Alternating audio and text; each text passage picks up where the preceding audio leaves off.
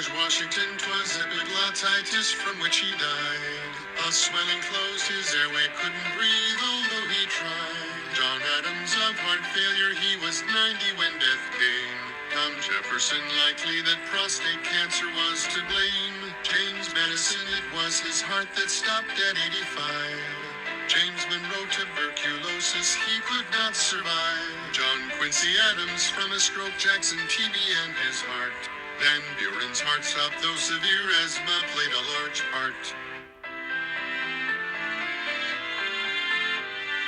William Henry Harrison, typhoid fever is why. John Tyner's diagnosis was a stroke that made him die. James Polk's death came at 53, cholera was the cause. Zachary Taylor, gastroenteritis was what it was.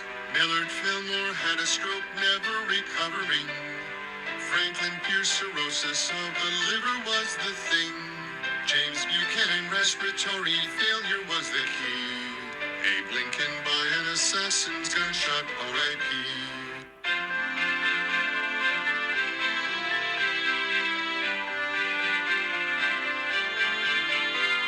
It was a stroke that put Andrew Johnson into the ground.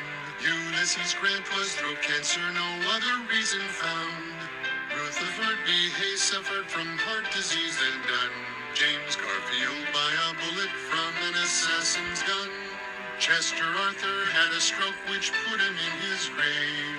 Grover Cleveland, advanced heart disease, could not be saved. Ben Harrison fell to pneumonia in his bedroom. William McKinley shot, but the infection spelled his doom.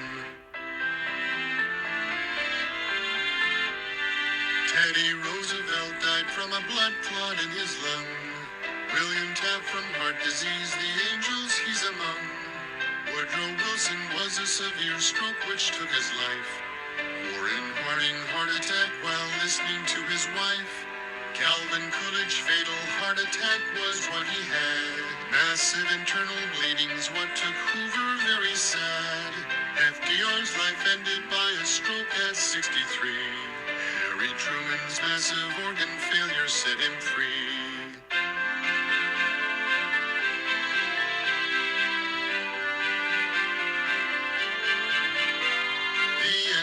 Eisenhower, a heart attack was the cause. John Kennedy assassinated Dallas where he was.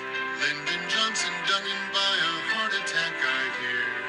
Richard Nixon by a stroke his 81st year.